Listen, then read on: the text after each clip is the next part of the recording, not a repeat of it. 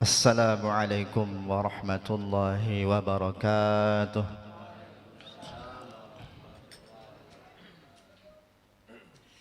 Bismillah walhamdulillah wassalatu wassalamu ala ashrafil khalqillah Sayyidina Muhammad bin Abdillah wa ala alihi wa sahbihi wa man tabi'ahu wa nasalahu wa walah. Wala hawla wala quwwata illa billah, amma ba'du.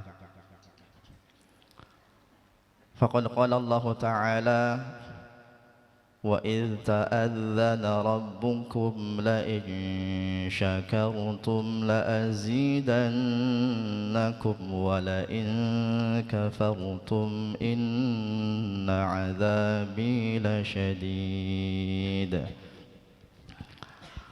Wa qala Rasulullah sallallahu alaihi wasallam, al-khitanu sunnatun lirrijal wa makramatun lin-nisa. Shadaqallahul azim wa sadaqa Rasulullah sallallahu alaihi wasallam. Ma'asyiral muslimin rahimakumullah. Marilah kita memanjatkan puji tasyukur kehadirat Allah Subhanahu wa taala yang telah memberikan kita berbagai macam nikmat-Nya, sehingga alhamdulillah pada malam hari ini kita masih dapat berjumpa, berkumpul di tempat ini dalam rangka kita melaksanakan walimatul khitan Ananda Abidar Al-Ghifari bin Warsikin, Afnan Nurul Fahmi Anwar bin Khairul Anwar, dan Ananda Muhammad Afif Amar bin Samijan. Salawat serta salam semoga selalu tercurah pada baginda Nabi besar Muhammad sallallahu alaihi wasallam. Yang sama-sama kami hormati Al-Ustaz Haji Muslim bin Haji Muslih, Al-Ustaz Haji Amsari, Al-Ustaz Sarmada, Al-Ustaz Zulkarnain, Al-Ustaz Syukri, saudara kami Bapak Khairul Anwar sebagai sahibul hajah, para ketua RT, juga para bapak-bapak asatidzah yang mohon maaf namanya tidak kami sebutkan namanya satu persatu, namun insyaallah tidak mengurangi rasa mahabbah dan cinta kami kepada semuanya.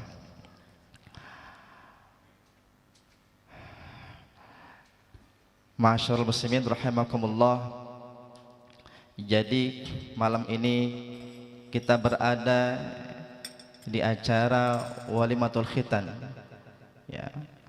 Anak-anak kita yang dikhitan itu adalah untuk mengikuti syariatnya Nabi Allah Ibrahim alaihissalam.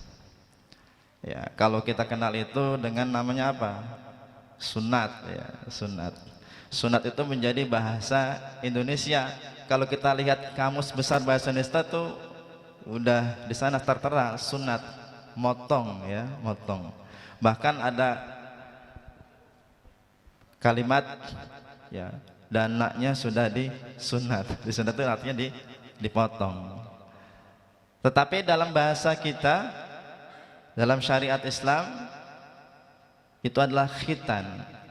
Nah, dalam kamus Al-Munawwir karya Kiai Haji Ahmad Warsan itu, dari mana katanya? Khatana yakhtunu khatnan, ya, artinya memotong, ya, memotong. Nah, kemudian dalam Lisanul Arab karya Ibnu Manzur, khitan itu artinya memotong kuluf hasyafa. Kuluf itu kulit yang menutupi hasyafa. Hasyafa itu apa? Ya, kalau kita lihat tuh helmnya, ya, helmnya yang laki-laki tuh, ya, ditutupi oleh kulit itu, hasyafa namanya. Maka itulah yang dipotong, ya. Jadi bukan yang lain yang dipotong. Jadi kalau ada yang bilang sunat 2 kali, khitan 2 kali, nggak mungkin, ya. Karena kalau 2 kali, apaan lagi dipotong? Habis, ya. Itu ya. Jadi memotong kuluf. Kuluf itu ya kulit yang menutupi hasyafah. Hasyafah itu apa? Ya kepalanya. Ya alat kelamin laki-laki. Helmnya kalau kita lihat sekarang gitu ya. Ya. Kalau yang perempuan memotong ya hanah. Ya. Tapi nanti itu nggak usah dibahas ya, yang laki-laki aja, karena banyak yang kecil penasaran, nanti dilihat-lihat lagi, dicari-cari, ya gitu ya. Anak sekarang itu penasaran. Kita itu kadang harus hati-hati di zaman sekarang ini, ya, karena ya mandalla ala khairin, ya, falahu mislu ajri fa'ili. Siapa yang menunjukkan kebaikan maka dia akan mendapatkan pahala seperti orang yang berbuat. Begitu juga kejahatan. Kalau kita di zaman media sosial ini men-share suatu hal yang akhirnya bisa ditiru oleh orang lain, misalnya kita share ya ada orang yang mencuri motor, ya caranya begini, akhirnya ikuti yang belum pernah ikutin, ya bisa jadi dia ikutin, jadi ilmu baru bagi orang yang enggak tahu. Hati-hati, kita men-share bukan menjadi berita, tetapi akan menjadi ilmu bagi mereka yang belum tahu. Makanya hati-hati. Masya Allah. Ini ada Ananda Abizar Al-Ghifari bin Warsikin. Kemudian semua di dalam ya. Ini anak-anaknya ya. Masya Allah. Semua ya. Ya ini sambil menunggu Habib ya. Mudah-mudahan insya Allah akan sampai ke tempat kita. Ya. Coba, ini di sini banyak anak-anak nih ya. Ya, tuh, sudah sampai Habibnya.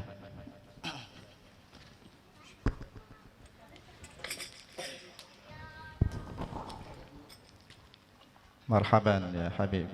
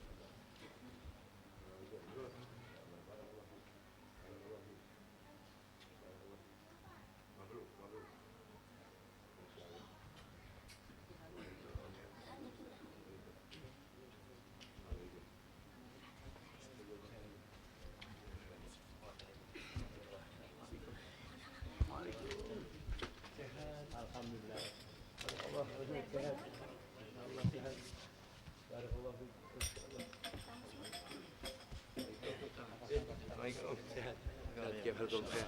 بارك الله فيك. حالكم ما شاء الله.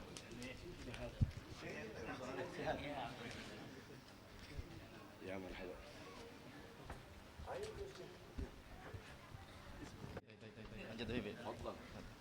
Ya. Jadi itu khitan ya. Nah, kemudian kewajiban orang tua terhadap anaknya apa? Hakul walad 'alal walid ayyuhsina ismahu. Jadi haknya ya anak atau kewajiban orang tua terhadap anaknya yang pertama ayyuhsina ismahu, memperbagus ya, bagusin namanya. Nah, kalau kita sudah membaguskan nama anak-anak kita berarti sudah mengikut perintah Rasulullah sallallahu alaihi wasallam, sudah mengikut sunnah Rasulullah sallallahu alaihi wasallam. Kalau dulu ada nama orang Pengki, ada nama orang apa lagi? Ya, tapi setelah itu sudah bergeser sekarang. Alhamdulillah sudah ikut para ulama ya. Innalillahi wa inna ilaihi raji'un. Insyaallah. Insyaallah. Ya, jadi memperbagus nama. Sekarang ini insyaallah mudah-mudahan sudah bagus nama-namanya yang dipilih. Tapi kadang juga sekarang ini sambil banyak sekali nama-namanya. Dulu semua satu ya, satu kata. Zayad Muslim. Dulu era zamannya kita ya 79 tuh 80 satu nama. Dua kata selanjutnya tahun 90-an. Terus sekarang udah berapa kata itu? Ada sampai 5 kata ya, banyak sekali. Tapi yang penting mengikut nama-nama ya, kalau perlu nama Rasulullah SAW, para nabi, kemudian para sahabat, para waliullah, ulama-ulama ya, yang ulama-ulama soleh. Insyaallah mudah-mudahan kita tafa'ulan, mudah-mudahan mendapatkan barokah dari Allah Subhanahu wa taala dengan mengambil nama tersebut. Ya. Kemudian yang kedua, wa yu'allimahul kitabah, mengajarkannya tulis menulis ya. Nanti kalau bapak-bapak ini ya, kalau memang kita bisa mengajarkan sendiri langsung ajarkan tuh tulis menulis, artinya mengajarkan ilmu-ilmu kepada anak-anak kita. Yang pertama kita ajarkan bacaan Al-Qur'an kepada anak-anak kita ya. Khairukum man ta'allamal Qur'ana wa 'allamah. Sebaik-baik kalian adalah orang yang belajar Al-Qur'an dan mengajarkannya. Ya. Al-Qur'an diajarkan. Karena baca Al-Qur'an itu enggak asal, ya. Ada di situ nanti makharijul huruf dan sifat-sifatnya yang harus kita ketahui. Makharijul huruf dan sifatnya ini tidak akan berpisah, ya. Tidak akan bisa dipisah-pisahkan. Makharijul huruf dan sifat-sifatnya, bagaimana cara baca Al-Qur'an, ya.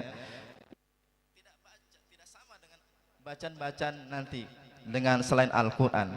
Ya, ada yang dibaca dengan dengung, ayyaqulu qul a'udzu birabbin nas malikin nas, itu nanti sama seperti itu ya, mengajarkan. Bahkan juga kalau kita tidak bisa mengajarkan, maka ya dibawa ke guru-guru yang memang bisa kompeten bersanad nanti sampai kepada Rasulullah SAW dalam Al-Quran bacaannya. Kemudian juga mengajarkan ilmu-ilmu tentang praktek ibadah, sholat, zakat dan sebagainya, ibadah-ibadah yang lainnya. Maka ini terkait dengan ilmu fikih nantinya ya, dibawa ke tempat-tempat pesantren, di Al-Falah ada, ataupun dibawa tempat-tempat yang lainnya ya. Karena apa? Orang kalau beribadah tanpa ilmu ya, berpotensi tidak diterima, apa? Ditolak ya. Bahkan dalam kitab Matan Zubat ya, Syekh Imam Ibn Rushdi mengatakan ya, wa kullu man bi ghairi ilmin ya'malu a'maluhu mardudatun la tuqbalu.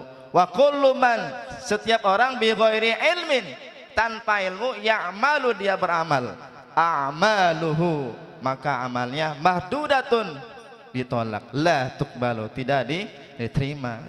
Bagaimana nanti ketika sholatnya yang enggak tahu ilmunya ya, wudu bisa asal itu nanti. Kalau wudunya enggak sah, maka sholatnya juga tidak sah. Nanti bacaan Fatihah itu tadi Al-Quran, ketika bacaan Fatihahnya tidak sah, maka sholatnya tidak sah.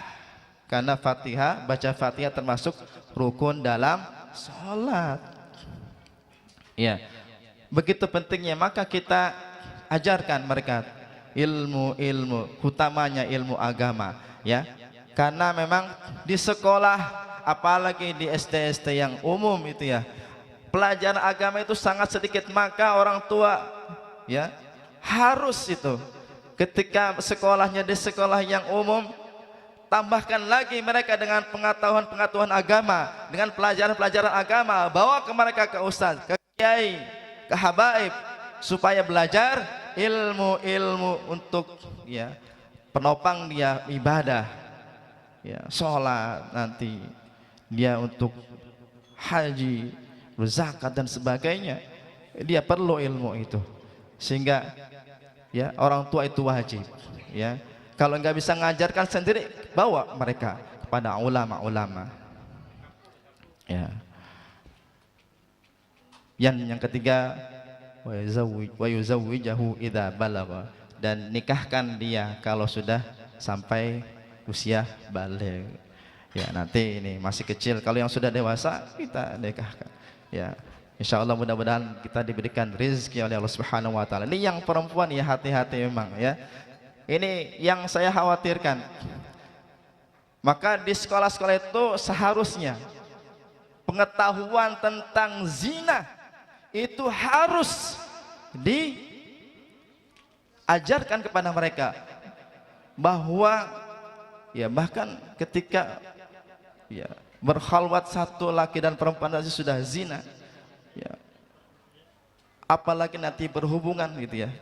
Karena sekarang ini sudah dianggap sebagai suatu yang biasa, sudah di mana-mana banyak dilakukan, dianggapnya adalah suatu hal yang biasa. Maka perlu ditekankan, ini adalah perbuatan zina yang harus dihindari, ya harusnya dengan jalan yang halal, apa, pernikahan. Makanya ketika nanti anak-anak kita sudah balik dan mereka sudah punya memang calonnya, maka segera kita nikahkan, asalkan memang itu adalah dengan jalan yang baik. Maka kita seharusnya juga memberikan pengarahan kepada mereka, masukan mereka kepada habaib, kiai-kiai, ustaz-ustaz, untuk diajarkan tentang agama, mana yang mahram, mana yang bukan mahram. Insyaallah mudah-mudahan anak-anak kita terhindar dari perbuatan-perbuatan maksiat pada Allah Subhanahu wa taala. Demikian ini saja yang dapat kami sampaikan. Sudah ada habibana, mudah-mudahan apa yang dapat kami sampaikan ini bermanfaat. Kurang lebihnya mohon maaf apabila terdapat kekhilafan dan kekurangan. Billahi taufiq wal hidayah. Assalamualaikum warahmatullahi wabarakatuh. Assalamualaikum warahmatullahi wabarakatuh.